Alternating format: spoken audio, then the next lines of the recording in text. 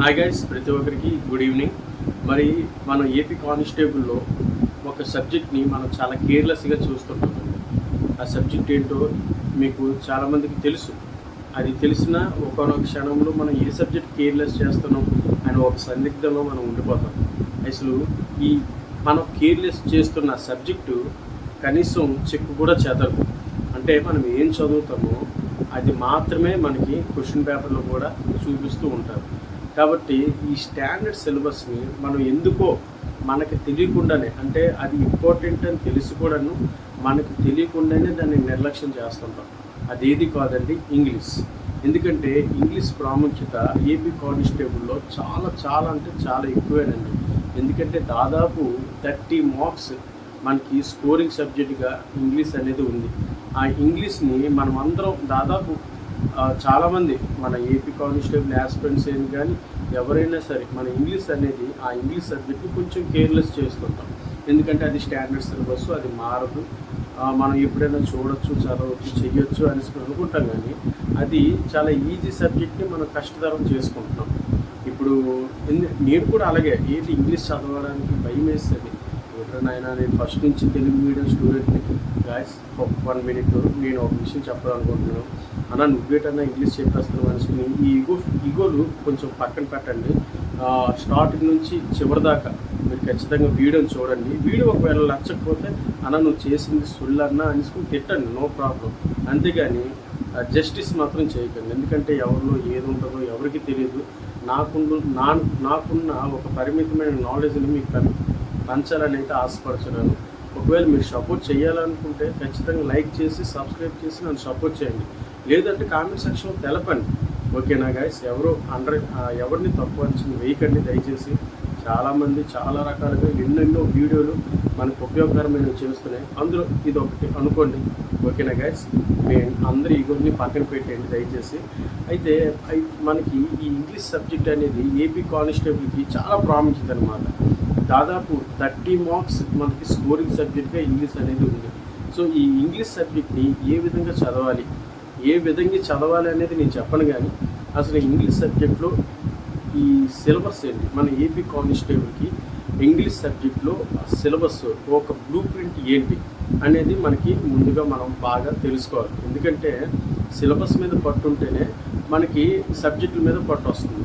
మనం ఏం చదువుతున్నామో, ఏ విధంగా వెళ్తున్నామో అనేది మనకి తెలియాలి అంటే ఫస్ట్ ఆఫ్ ఆల్ మనం సిలబస్ మీద పట్టు సాధించాలి. సో ఆ పనే నేను చేశాను. నేను ఇంకా లెర్నింగ్లోనే ఉన్నాను. నేను ఇంకా నేర్చుకునే ఉన్నాను. ఇంగ్లీష్ అనేది నేర్చుకుంటూనే ఉన్నాను. ఎందుకంటే ఇంగ్లీష్ అనేది స్టాండర్డ్ సిలబస్. ఖచ్చితంగా మనకి అది చాలా ఉపయోగపడుతుంది. 30 మార్కులకి ఖచ్చితంగా మనకి 20 మార్కులు అనేది తెచ్చిపెడుతుంది. అది బాగా చదివినట్లయితే 20 నుంచి 25 వరకు తెచ్చిపెడుతుంది, తిరుగులేదు. సో అందుకనే ఈరోజు ఆ ఇంగ్లీష్ తాలూకా బ్లూ ప్రింట్ అనేది మీకు వివరంగా చెప్పాలని అయితే నేను ఆశపడుతున్నాను. ఓకే, నేను సబ్జెక్ట్ అయితే వివరించలేను, కానీ ఆ ఇంగ్లీష్ తాలూకా బ్లూ ప్రింట్ ప్రతి ఒక్క యాస్పిరెంట్ దగ్గర ఉండాలి అని అయితే నేను ఆశపడుతున్నాను. ఓకే, ఖచ్చితంగా మీరు ఈ వీడియో లైక్ చేస్తారని, సబ్స్క్రైబ్ చేస్తారని నేను నమ్ముతున్నాను. ఓకే గైస్, మనం ఇంకా టాపిక్లోకి వెళ్ళిపోదాం. Subject English syllabus. Okay, English syllabus ఇది ఓన్లీ ఏపీ కానిస్టేబుల్ అని నేను చెప్తున్నది. అయితే ఇందులోని 3 టాపిక్స్ ఉంటాయన్నమాట. అదేంటంటే grammar point, vocabulary, compression test. ఈ 3 ఇంగ్లీష్లో, అంటే ఓన్లీ ఏపీ కానిస్టేబుల్లో ఈ మూడింటి మీద మనకి క్వశ్చన్స్ అయితే రేజ్ అవుతుంది. అయితే ఇది దాదాపు 15 మార్క్స్ అండి. గతంలో మన ప్రిలిమ్స్కి ఈ విధంగా ఇచ్చాడు. ఇది ఒక 10 మార్క్స్ అండి. నెక్స్ట్ కాంప్రహెన్షన్ టెస్ట్ అనేది 5 మార్క్స్ కనుసుకుని ఉంటుందండి. ఇలాగా మనకి గ్రామర్ పాయింట్లో 15 marks, vocabulary 10 marks, comprehension test అనేది 5 మార్క్స్ అనేది. ఈ కాంప్రహెన్షన్ టెస్ట్లో ఖచ్చితంగా మనకి 3 మార్క్స్ అనేది మనకు ఉచితంగా వచ్చేద్దండి.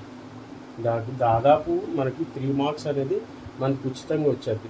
ఒక్కొక్కసారి 2 మార్క్స్, మరీ టఫ్ చేయాలంటే 2 మార్క్స్ వరకు మనకు ఉచితంగా వచ్చేది. అంటే జనరల్గా చూసి మనం పెట్టే క్వశ్చన్ ఆన్సర్స్ అనమాట.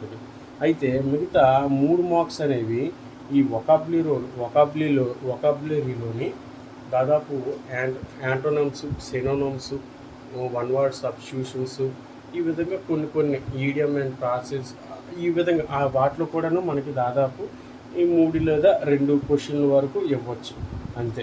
ఈ కాంప్రహెన్షన్ టెస్ట్ అనేది మన ఏపీ కానిస్టేబుల్లో మనకు ఒక ప్లస్ అనమాట. ఖచ్చితంగా ఈ 5 మార్క్స్లో 3 మార్క్స్ మన చేతిలో ఉన్నట్టే ఈ కాంప్రహెన్షన్ టెస్ట్లో.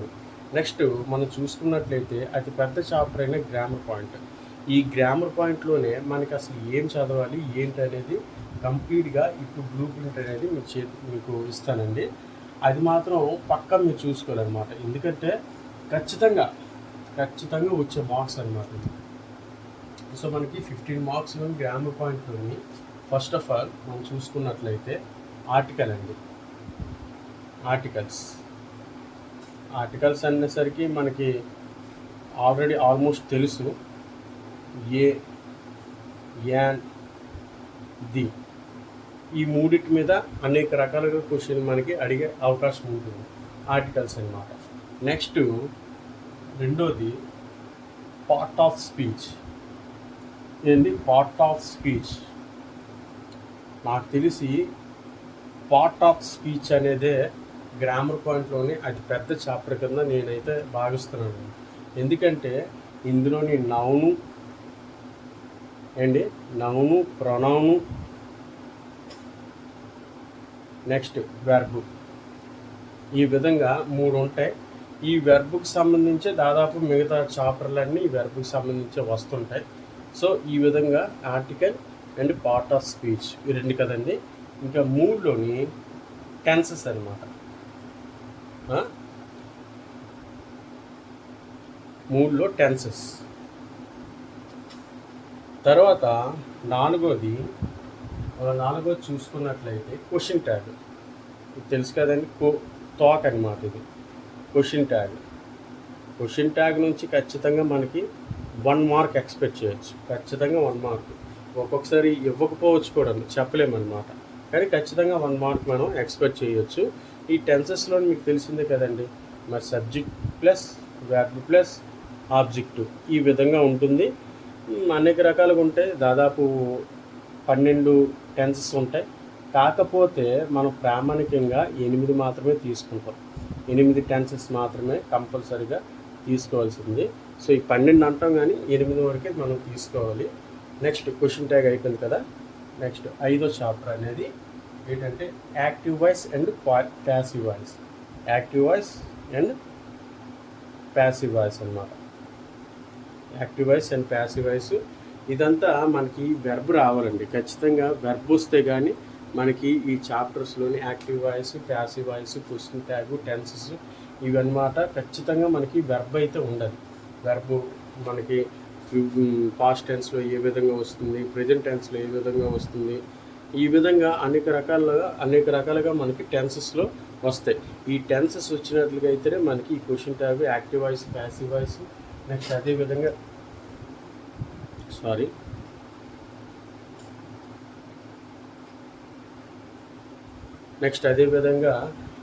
Next direct indirect speech, indirect speech అండి. ఇది మ్యాక్సిమం మనకి టెన్సెస్ రావాలి కంపల్సరీగా. ఈ టాపిక్ రావాలంటే మనకి వెర్బ్తో పాటు టెన్సెస్ కూడా పక్కగా రావాలన్నమాట.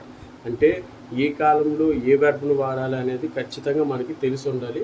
అది వెర్బ్లోని ఇవన్నీ మిళితం అనమాట. నెక్స్ట్ అది చూసుకున్నట్లయితే ఏడోది చూసుకున్నట్లయితే యాడ్జెక్టివ్ అండి. జనరల్గా నేను ఇవన్నీ మీకు బ్లూ ప్రింట్ తెలియాలని ఇస్తున్నాను. దీని గురించి ఎక్స్ప్లెయిన్ చేయాలంటే ఇది చాలా మన వల్ల అవ్వదు. ఇది జస్ట్ మనకి తెలియాలి.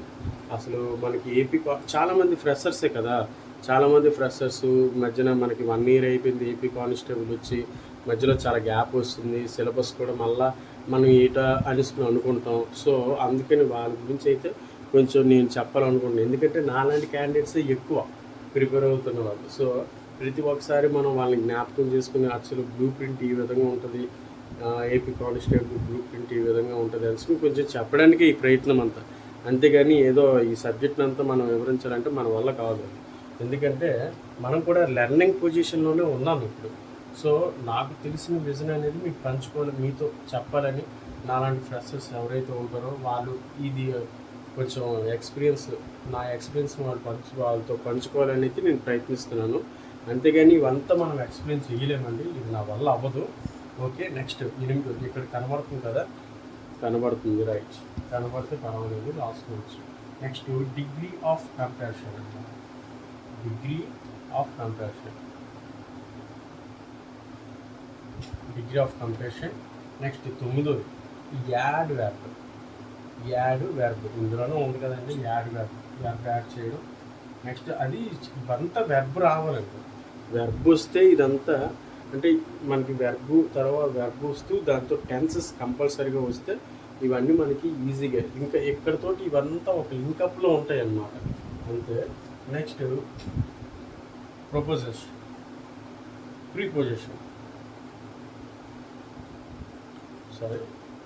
ప్రిపోజిషన్ అనమాట. అంటే ప్రిపోజిషన్ అంటే ముందు అనమాట, అంటే దీని పొజిషన్ ముందు ఏ విధంగా ఉండేది, బిఫోర్ అంటే ఒక పదం తాలూకా పొజిషన్ ముందు ఏ విధంగా ఉండేది అనేది ప్రిపోజిషన్.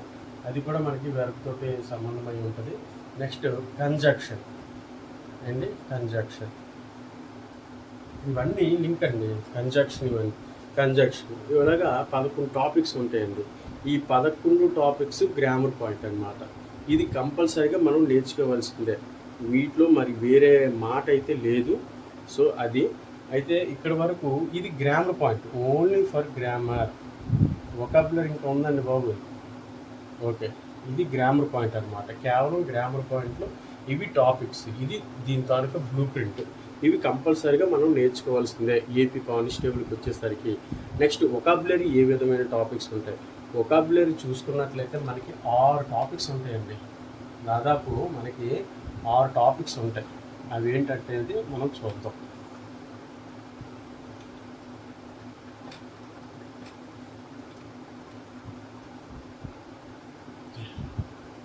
మనకి 6 టాపిక్స్ ఉంటాయి వొకాబులరీ, ఓకేనా.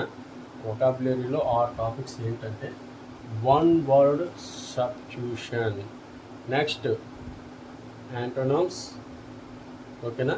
నెక్స్ట్ సినోనిమ్స్, నెక్స్ట్ ఏంటి ఈడియమ్స్ అనేసరికి చాలా ఈజీగా వచ్చే టాపిక్ ఇది, చాలా సరదాగా ఉంటుంది ఈడియమ్స్. నెక్స్ట్ 5 పాషస్ వెర్బ్స్, సేమ్ ఇది కూడాను ఈడియమ్స్ టైప్లోగా ఉంటుంది, ఓకేనా. నెక్స్ట్ 6 స్పెల్లింగ్ అండి. స్పెల్లింగ్ వచ్చేసరికి మనకి ఒక 3తోటి లింకప్ అయ్యి అనమాట. మొత్తం ఈ 3 కలిపి ఇది ఒకటి అనమాట. అంటే ఈ 3 వస్తే స్పెల్లింగ్ వస్తుంది. ఈడియమ్స్ అనేవి మనం ఒక విషయాన్ని ఒక చమత్కారంగా వివరించడం అనమాట. ఈడియమ్స్ అంటే పర్యాయ పదంగా మనం వివరించడం.